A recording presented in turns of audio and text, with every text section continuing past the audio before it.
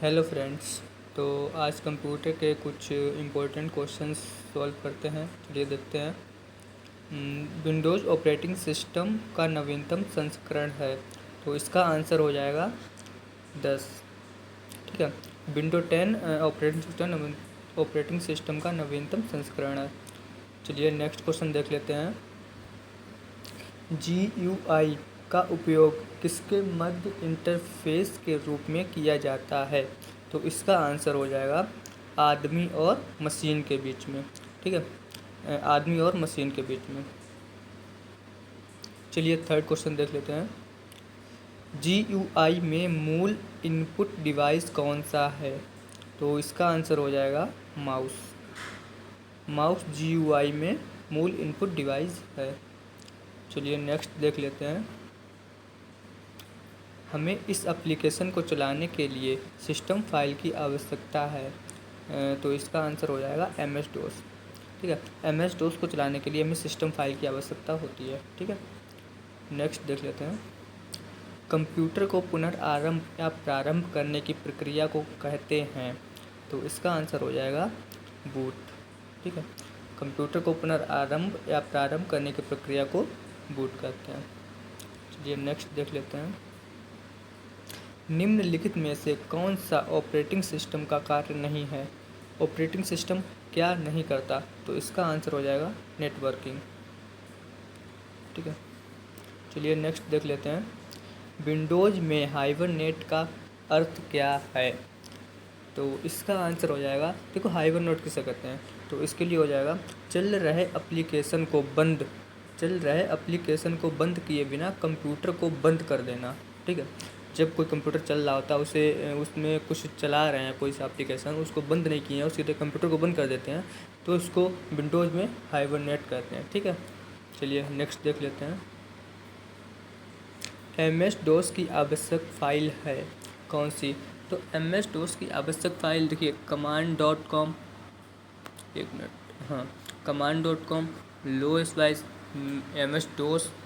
ठीक है, तो ये सारी ही MS DOS की आवश्यक फ़ाइल हैं, तो आंसर में हो जाएगा उपयुक्त सभी। ठीक है, नेक्स्ट देख लेते हैं। आधुनिक कीबोर्ड में आमतौर पर फंक्शन कुंजियाँ कितनी होती हैं? ठीक है, तो आधुनिक कीबोर्ड में फंक्शन कुंजियाँ मतलब F1 F2 F3 ये मतलब 12 ही होती हैं, तो इसका आंसर हो जाएगा 12। ठीक है, नेक्स्ट देख लेते हैं। निम्नलिखित में कौन सा यूटिलिटी का उदाहरण है? ठीक है, तो आंसर में हो जाएगा एंटीवायरस। ठीक है, एंटीवायरस जो है वो यूटिलिटी का उदाहरण है। चलिए नेक्स्ट देख लेते हैं। अपने कंप्यूटर को किससे बचाना चाहिए? देखिए वायरस से, समय बम से, कीड़ों से, मतलब अपने कंप्यूटर को तो सभी से बचाना चाहिए ना। वायरस हो जाएगा तब भी कंप्यूटर ख़राब, समय बम हट जाएगा तब भी ख़राब, कीड़ा चला गया अगर कंप्यूटर के अंदर तो भी ख़राब। तो इसलिए इसका आंसर हमारा हो जाएगा क्या?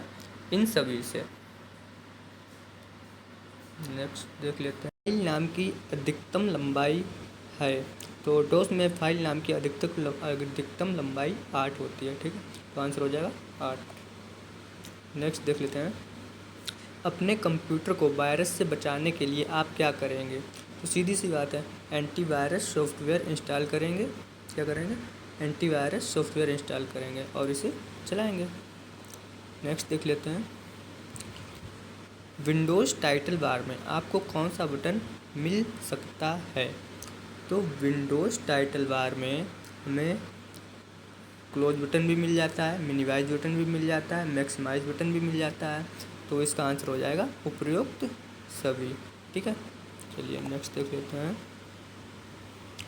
ऑपरेटिंग सिस्टम का प्राथमिक उद्देश्य क्या है? तो ऑपरेटिंग सिस्टम का प्राथमिक उद्देश्य पूछा गया है, तो कंप्यूटर हार्डवेयर का सबसे कुशल उपयोग करने के लिए, या लोगों को कंप्यूटर का उपयोग करने की अनुमति देने के लिए, या सिस्टम प्रोग्राम को नियोजन करने के लिए, या कोई नहीं। तो इसमें से सीधा हमारा आंसर क्या हो जाएगा कि कंप्यूटर हार्डवेयर का सबसे कुशल उपयोग करने के लिए। यही ऑपरेटिंग सिस्टम का प्राथमिक उद्देश्य यही है। ठीक है, चलिए और देख लेते हैं। मल्टीटास्किंग सुविधा का मतलब है, तो मल्टीटास्किंग सुविधा का क्या मतलब है? तो इसका आंसर हो जाएगा एक साथ एक साथ एक से अधिक प्रोग्राम पर कार्य करना।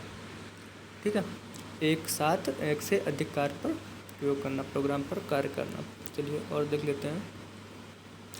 हार्डवेयर और उपयोगकर्ता प्रोग्राम के बीच में कंप्यूटर सिस्टम की परत है। कौन से मतलब हार्डवेयर और उपयोगकर्ता जो उसको चलाता है उस और उपयोगकर्ता प्रोग्राम के बीच में कंप्यूटर सिस्टम की कौन सी परत है? तो इसका आंसर हो जाएगा ऑपरेटिंग सिस्टम की परत है। ठीक है, चलिए नेक्स्ट देख लेते हैं।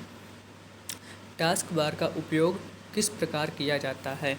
तो आंसर हो जाएगा टास्क बार का प्रयोग देखो कार्यक्रम शुरू करने के लिए भी किया जाता है, नेगेटिव करने के लिए भी किया जाता है, उपयुक्त बीच में स्विचिंग करने के लिए भी किया जाता है। तो आंसर हो जाएगा उपयुक्त सभी। ठीक है, चलिए नेक्स्ट देख लेते हैं।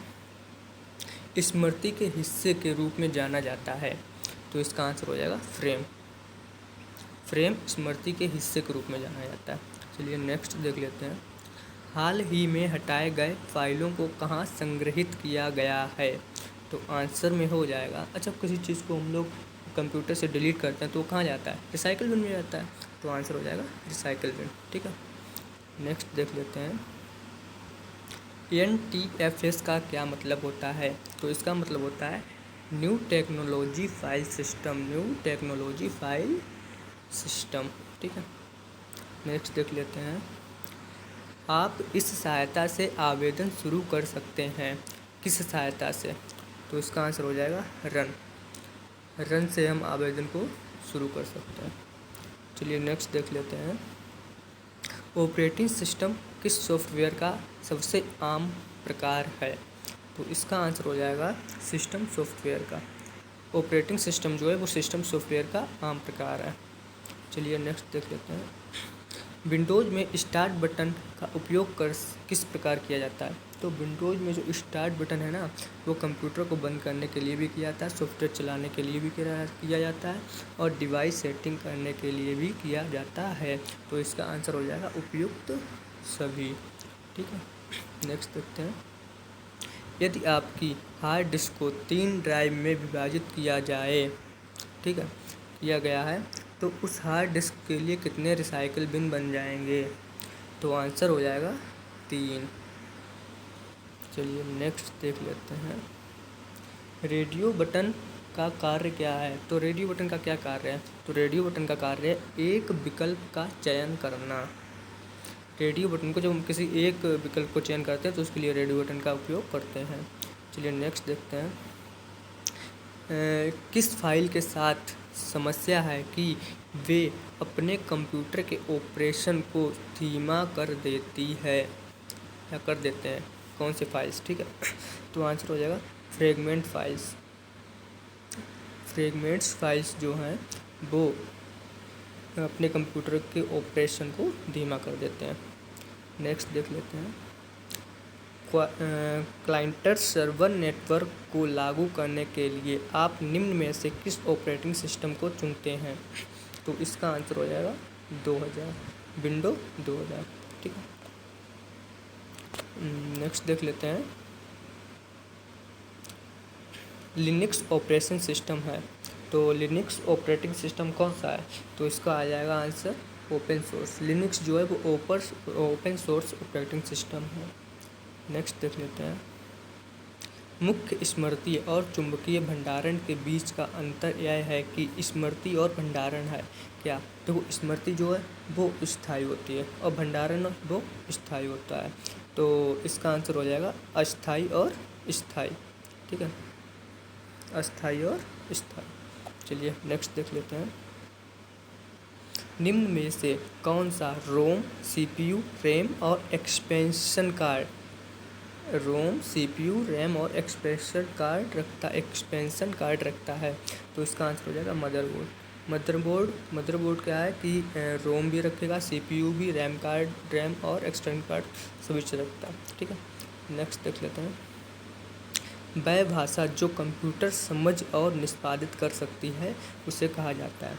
तो देखिए एक ही भाषा होता है जिसे मशीनरी और बाइनरी, यही भाषा है जिसको कंप्यूटर समझ सकता है।